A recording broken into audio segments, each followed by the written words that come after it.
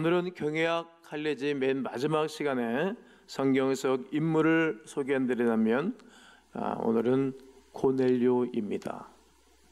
고넬료 이야기. 하나님을 경외하던 수많은 인물 중에 가장 남부를 것이 없이 살았던 성경 속의 인물이 있다면 고넬료입니다. 하나님을 믿은 것이 어떻게 보면 기적과도 같은 사람이 되겠습니다. 그 이름의 뜻은 뿔이라는 뜻입니다. 뿔, 찌른다는 거예요. 이렇게 하나님은 법궤의 양 4구덩이에 뿔을 달게 하셨어요. 그러니까 외부의 사람들이 찌르면 막아준다는 얘기고, 그리고 잘못된 사상과 잘못된 논리를 찔러 파헤치는 의미도 있어요. 부활의 예수님이, 말씀의 예수님이, 그리고 만나신 예수님이 이 땅의 주인임을 상징하는 뜻이기도 합니다. 이 지구상에 제일 악한 사상이 있다면 2가지인데 그 중에 하나는 진화론이에요. 제가 늘 설교 시간에 얘기하잖아요. 하나님이 창조하셨는데 이게 모든 것이 진화돼서 바뀌어간다는 얘기예요. 아니에요. 너무 잘못된 이론이에요. 그래서 사람들이 회의주의에 빠지는 것입니다. 또 하나의 아주 잘못된 사상이 있다면 공산주의 사상이에요.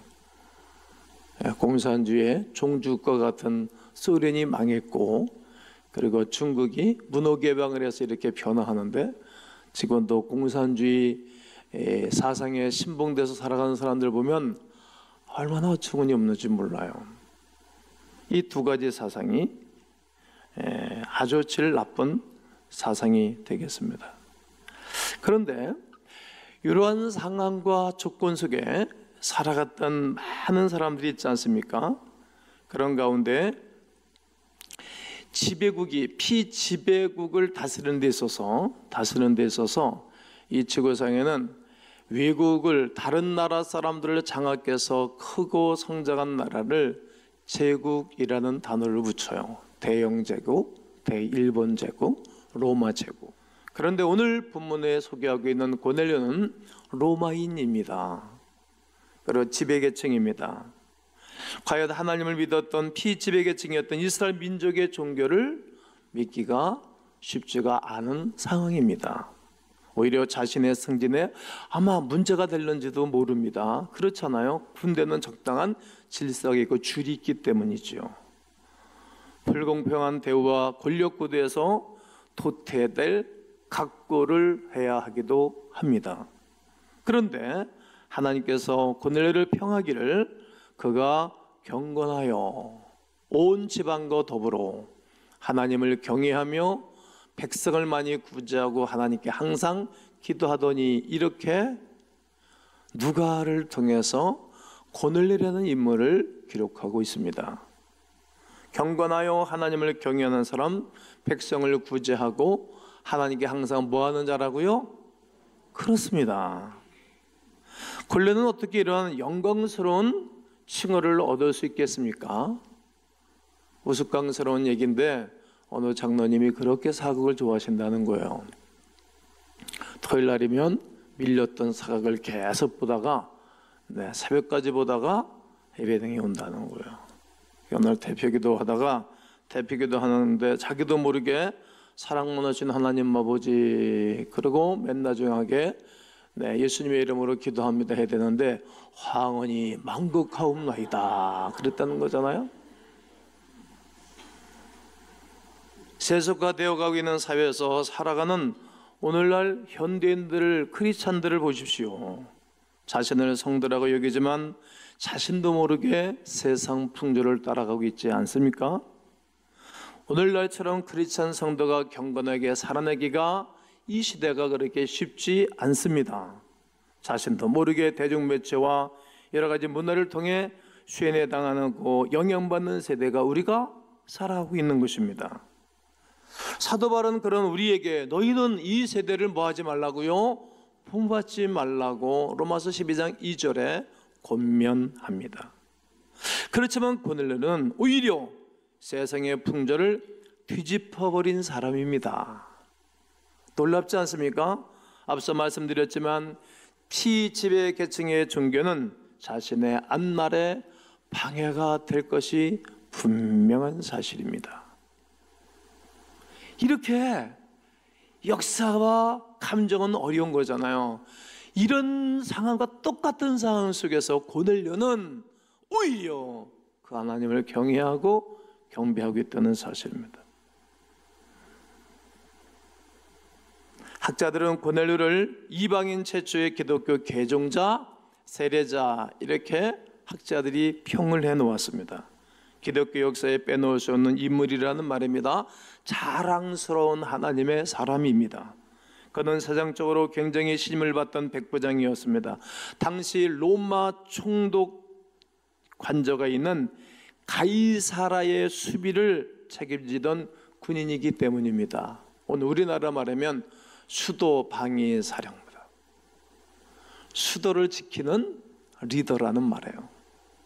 대통령이 기고하는 그 동네 그 서울을 지키는 사령부 대장인 거라는 거예요.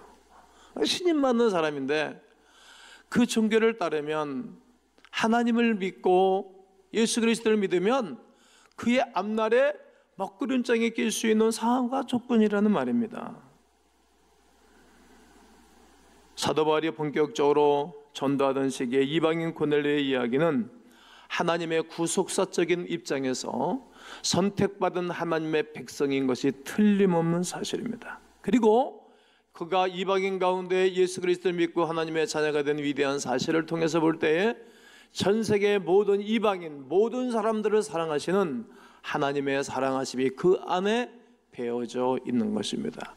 그 시대에, 그 어려운 시대에 신앙과 믿음을 감당할 수 있을 만한 사람을 하나님이 뽑아서 최초의 사람으로 세워준 것입니다. 그렇다면 고넬료는 어떤 삶을 살아갔던 인물입니까? 그 중에 하나가 기도의 사람.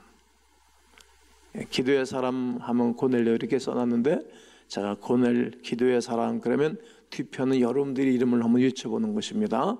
기도의 사람, 기도의 사람, 기도의 사람이라는 거예요. 2절에 보면 그가 경건하여 온 집안과 더불어 하나님을 경외하여 백성을 많이 구제하고 하나님께 항상 뭐 하더니 항상 하나님께 기도하는 사람입니다. 분명히 고넬료는 로마인이지 않았습니까? 이스라엘 지배할 때 이스라엘 지배하던 로마 주둔군입니다. 그렇게 이스라엘을 지배하러 와서 이스라엘 백성들이 믿는 하나님을 믿을 뿐만 아니라 늘 기도하는 삶을 사는 것입니다. 여기에 놀라운 기록이 있습니다. 그와 함께 온 집안과 더불어, 온 집안과 더불어. 오늘 2절 상반절에 온 집안과 더불어 하나님 앞에 기도하는 거룩한 사람입니다. 온 가정이 믿음으로 신앙으로 하나 된 것을 볼 수 있습니다. 19세기 보스턴에 필립스 브룩스라는 목사님이 계셨습니다. 이 목사님은 자신의 어머니가 세상을 떠나고 난 다음 어머니 묘비에다가 뭐라고 기록할까 기도하지 않았겠어요? 제가 분명히 부탁을 했어요. 제가 이 땅을 떠나고 난 다음은 제 묘비에 써넣어야 할 단어를 기억하십니까? 다 잊어먹으셨죠? 여러분들은 묘비에 뭐라고 써놓으실 거예요? 여러분들의 자녀는 여러분들의 부모님이 땅에 돌아가면 묘비에 뭐라고 써놓으실 것입니까? 미리 생각해 놓으셔야 되잖아요. 이 필립스 브룩스는 그 어머니 묘비에다가 마태복음 15장에 나오는 수로보니게 어머니, 수로보니게 여인에게 한 말이 있어요. 예수님이 여자여 네 믿음이 크도다. 아들이 어머니의 묘비에다가 기록할 때 여자의 네 믿음이 크도다. 예수님이 하신 말씀을 기록해 놓은 것입니다. 믿음이 크도다. 또 아들이 어머니의 무덤에 여자의 네 믿음이 크도다. 이렇게 기록해 놓았어요. 그러나 고넬료의 가정은 고넬료와 함께 온 집안이 기도하는 가정이었어요. 고넬료의 영향이 컸겠죠? 늘 깨워서 기도하는 사람입니다. 그가 하나님께 쓰임받고 환상을 보게 된 계기도 기도 아니겠습니까? 성경을 많이 안다고 해서, 신앙생활에 오랜 세월의 신앙생활을 했다고 해서 이런 역사는 일어나지를 않습니다. 기도하는 사람들이 일어나는 것입니다. 고넬료는 기도의 사람, 또 믿음의 사람, 하나님의 경외하는 사람으로서 오늘 이 세대를 살아가는 성도들에게 귀감이 되는 인물입니다. 기도하시면 어떨까요? 여러분들의 가정에 온 집안과 함께 말이죠. 또 그는 구제의 사람,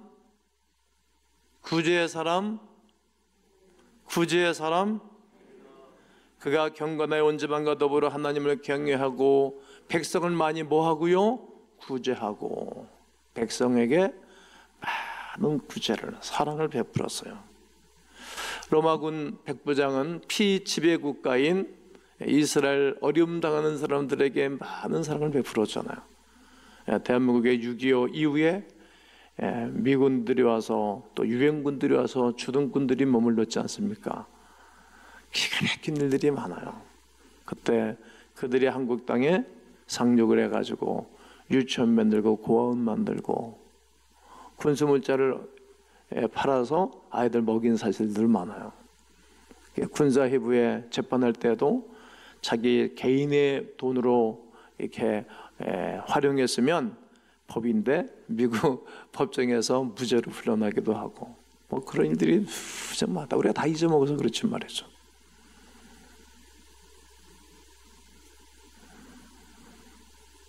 식민지 땅에 불쌍한 사람들을 구제한다는 것은 하나님을 믿고 만나지 않은 사람 못하는 일인 것입니다. 백성을 많이 구제한 거예요.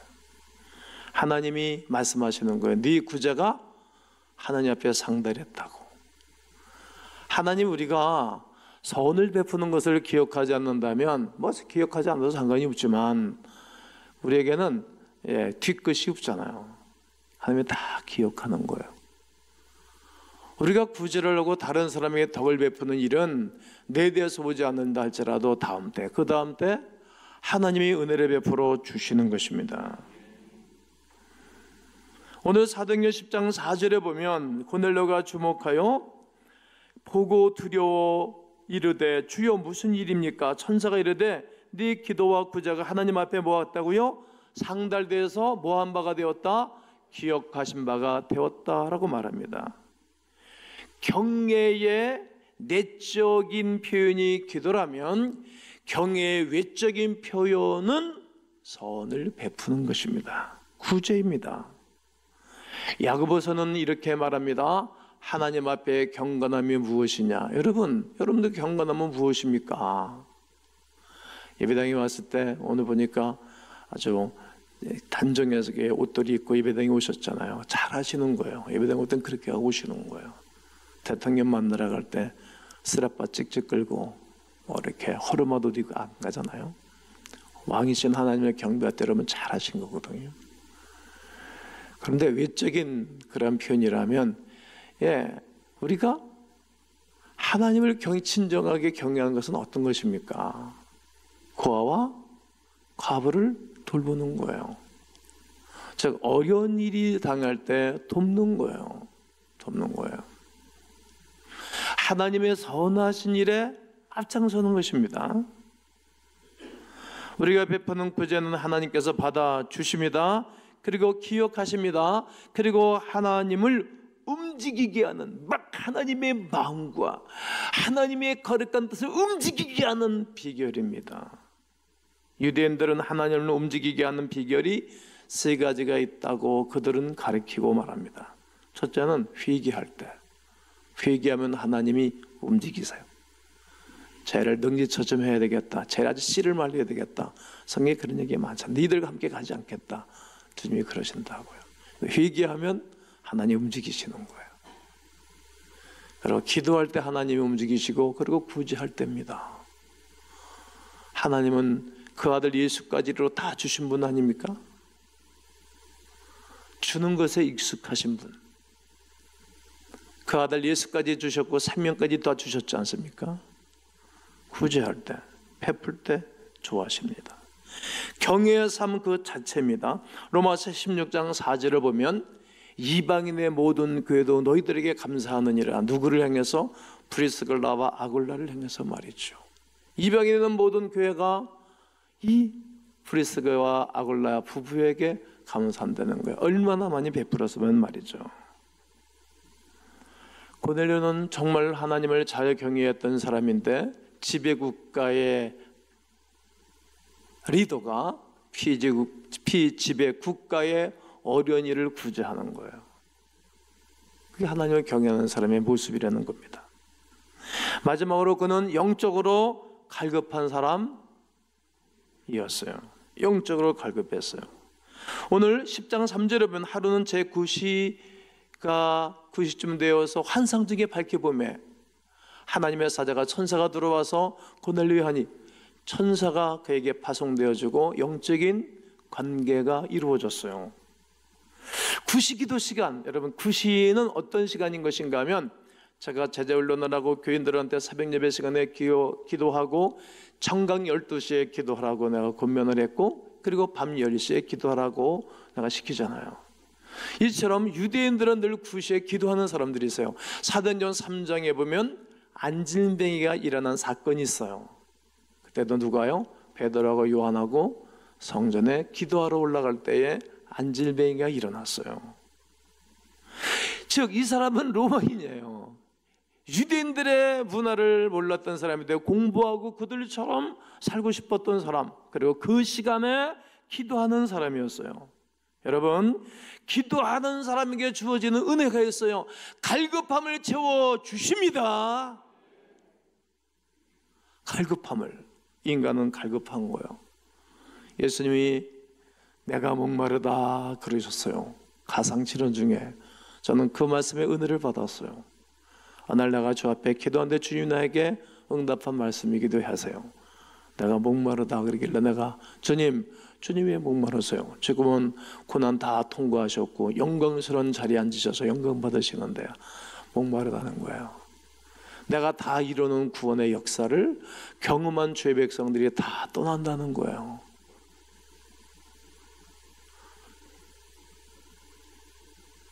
필리포스 말씀을 통해서 제가 그때 하나님 앞에 이렇게 고백한 적이 있어요. 하나님, 그러면 제가 예수님 시원하게 해드릴게요. 자, 일평생토록 뒤돌아서지 아니하고 자라나 우러나 치우치지 아니하고 주님 사랑할게요. 내가 마음이 식으면 내가 은퇴를 차라리 할게요. 일찌감치에. 그렇게 고백한 적이 있어요. 그때 주님이 매우 기뻐하셨던, 영적으로 기뻐하셨던 순간이 있어요.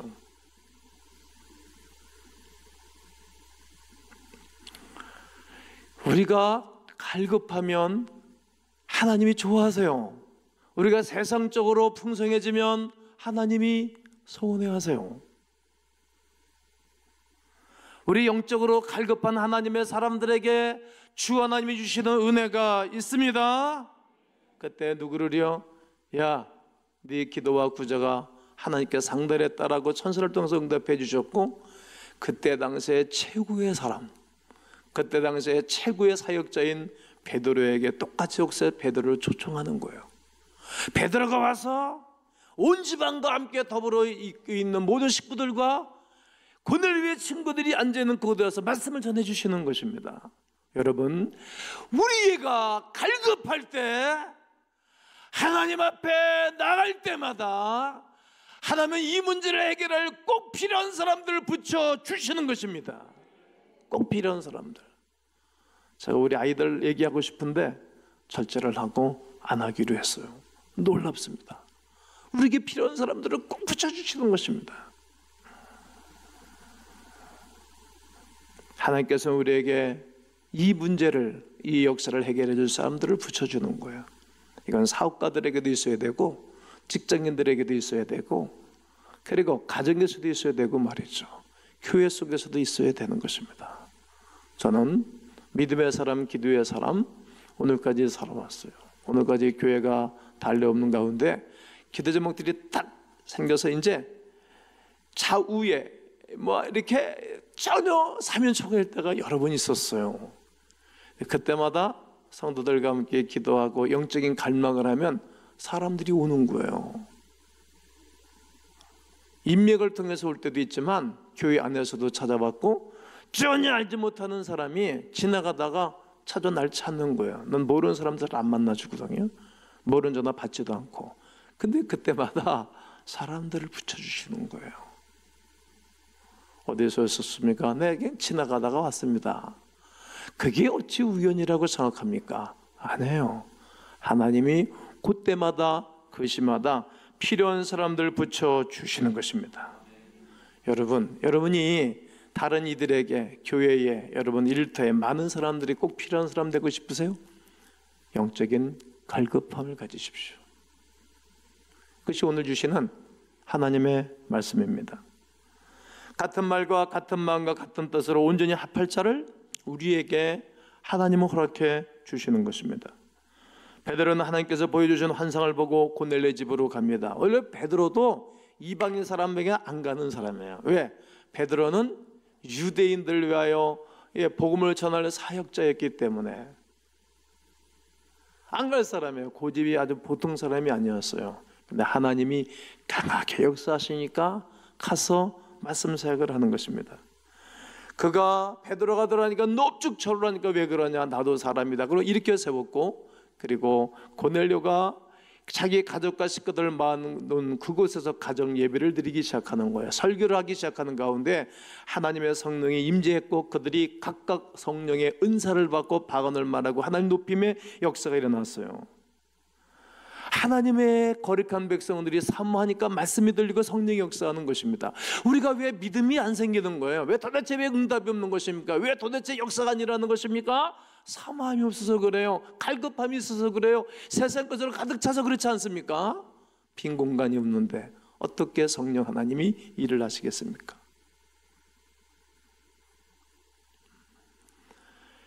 이제 거룩한 역사가 일어나니까 이 베드로 자기도 놀랐고 이 백성들이 다 놀랐어요. 그러면서 어찌 우리가 이들로 하여금 이 사람들이 우리와 같이 성령을 받았으니 누가 능히 물로 세례 베품을 금하리요? 물 세례를 주겠다는 거예요. 명하여 예수 그리스도의 이름으로 세례를 받아라 하니라. 그들이 베드로에게 며칠 더 머무기를 청했어요. 세례를 받게 됐어요. 우리와 같은 성령을 받았으니 당연히 예수 그리스도의 이름으로 세례를 베풀어야 한다라고 말씀하고 계실 것입니다. 세례란 무엇입니까?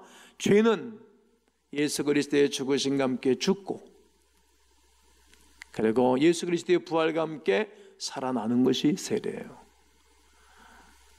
죄가 죽은 것을 표현하는 것입니다. 결혼은 뭐예요? 이제 다른 사람들 다 끊고 이제 오직 아내만 바라보고 오직 남편만 바라보고 살겠다는 의미도 있어요. 이제 세상 친구들은 다 세상 남자들, 세상 여자들, 다른 여자들은 다 던지는 거예요. A, B, C, D, E, F, G 다 버리는 거예요. 그리고 이제 오직 남편만 바라보고 오직 아내만 바라보고 살겠다고 선언하고 나가는 것이 결혼이에요. 결혼하고 나면 좋아하던 사람들이 뒤에서 숭글숭글 얘기하고 스스럼하게 간다 그러잖아요. 멀리서 바라보고. 그게 결혼인 거예요. 세례는 예수 그리스도를 영접한 하나님의 사람들이 받는 것인데, 그는 이제 다 죄는 죽는 거예요. 이 역사를 베푸신 것입니다.